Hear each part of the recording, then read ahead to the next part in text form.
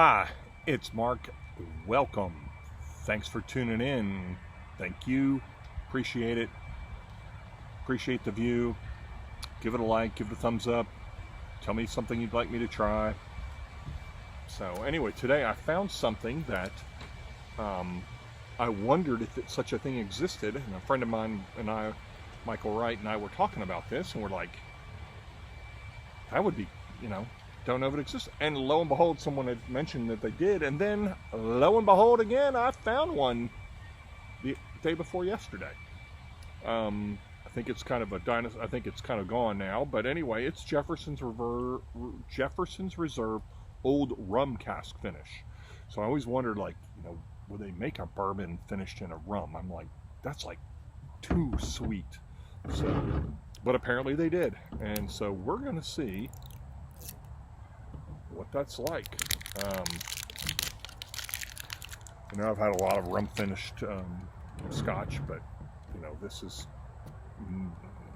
I'm not a big bourbon drinker, so I'm like, we'll see what this does. But okay. Matter of fact, I think I've done a couple of Jeffersons just because they do some interesting cask finishes. They did a cognac finish and they did a wine finish, which again I saw on the store shelves today. I thought it was gone, but it looks like it's a different batch because the labeling's different. But so otherwise, I probably wouldn't pay attention to this bourbon. I'm not a bourbon.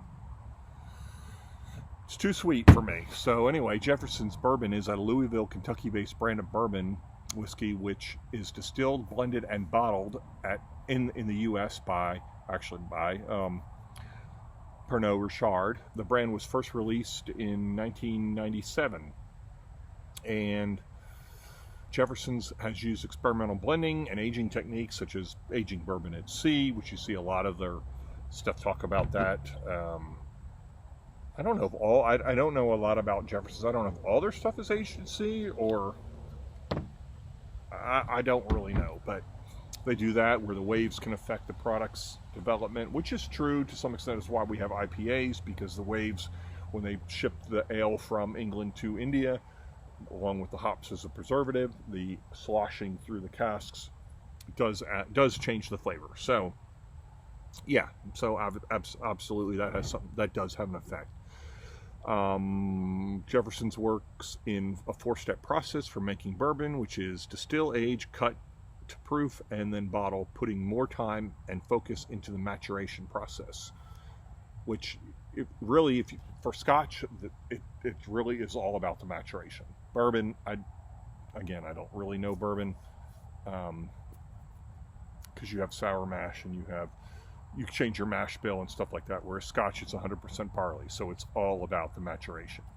So yeah, maybe this is along those lines. Again, not an expert in bourbon, don't pretend to be, will never be. So the Jefferson's brand was initially applied exclusively to bourbon distilled by other companies, but Jefferson acquired a Kentucky artisan distillery in Crestwood, Kentucky. 25% of the barrels warehoused for aging in 2017 were produced at a Kentucky artisan distillery. The other 70% are produced at independent distilleries. Jefferson's Bourbon was launched in '97 by Trey Zoller, a native Kentuckian, and his father, Chet Zoller, a bourbon historian. He founded a company called McCain and Kine after Zoller's past relatives, including an 8th-generation grandmother arrested in 1799 for moonshining. McCain and Kine were purchased by Castle Brands around 2005. Asked about the name, Zoller reportedly said, "I have no marketing budget. I simply wanted to recognize a recognizable face associated with the history and tradition." So. And I don't know, that's really all I know about this. I noticed that they changed these, I know some of them have significance in some other, like I know Balcones, the wax has a meaning. Interesting here that this wax is black, the cognac is green. I forgot what the Cabernet was, but I don't know if it's all different. Doesn't say a whole bunch in here. So anyway, I will go ahead and read what little is on the bottle to you. Old rum cask finish, twin wood, blend of straight bourbon whiskeys, finished in old rum casks, very small batch, 45.1% ABV. So if this was a Scotch, I would say it was chill filtered, but I don't know about bourbon, but that's all it says on there. Let's see what the little label says. Jefferson's Reserved Old Rum Cask Finish. Jefferson's Reserved Old Rum Cask Finish has spent many years maturing in American white oak casks before being transferred into specifically selected old rum casks that previously held Gosling's Family Reserve, awarded the best aged rum in Bermuda and the world. Extra aging for 15 months in these casks creates a rich and rounded bourbon whiskey, marrying the unmistakable flavor of an award-winning bourbon with the mouthfeel, complexity of a finish of a reserve rum, quality rum. The result of this marriage will be award-winning in its own right. It looks like it's a 2016. So I don't know. Again, I'm just kind of trying to understand bourbon and rye. Really rye first, so bourbon will be the last thing I know anything about. But I did see these on the shelves. There was only like maybe one left. So anyway, we'll see if I like it. And maybe I need to go back and buy the other bottle because, like I said, I know that they've done since then. They've done the cognac cask. So okay, let me roll this one more time. I'm expecting something very sweet, very sugary. Again, corn, I'm just not a fan of the distilled corn. I like the barley and the rye, not the corn. Definitely smells like bourbon, unfortunately. Fruity.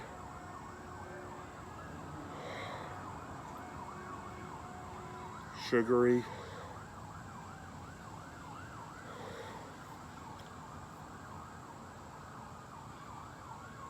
strawberries, chocolate covered, not chocolate covered strawberries, like sugar covered strawberries.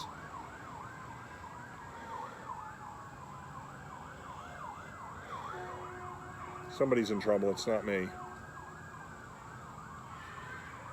I live right near the police department, so.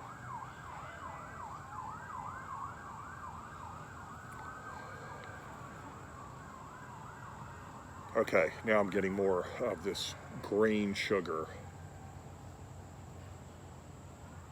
Yeah.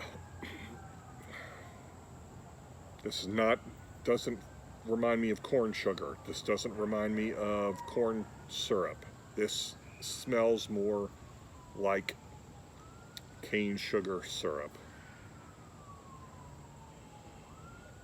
There's a minty dilly kind of note to it.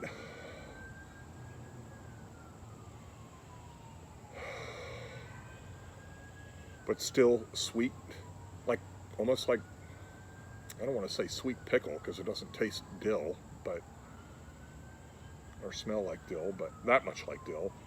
It smells more sweet than, you know what, I'm going to go with that. Think of sweet pickles. It's what it reminds me of. Guess what? I hate sweet pickles. Definitely a sugary note.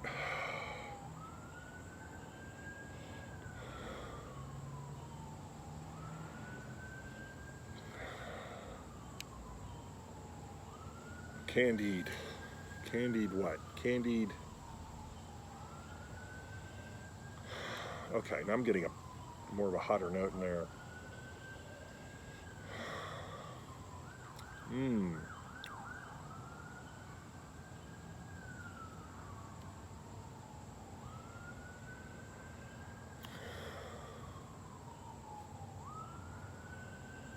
Okay, sweet pickles still kind of, in a way, but also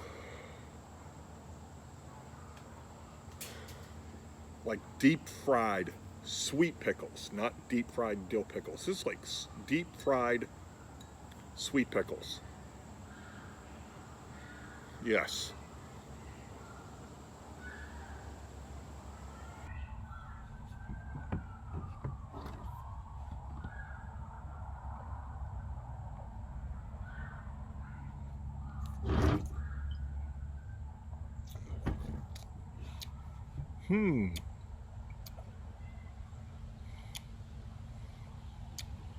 Tastes hotter than 45.1,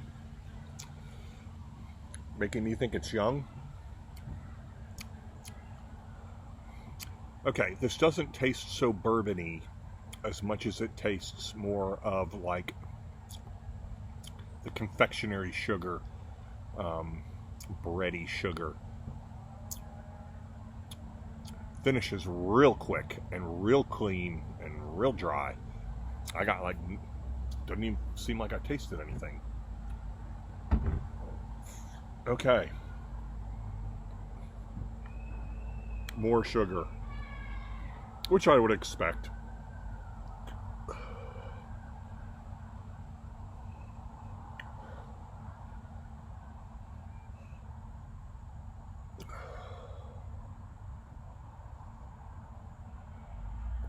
Icing, kind of like icing, but again, I mean,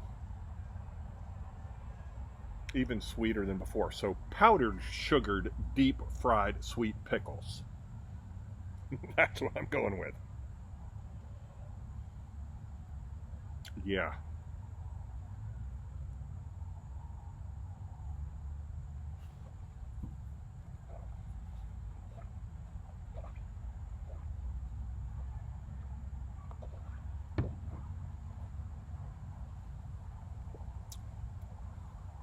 Okay.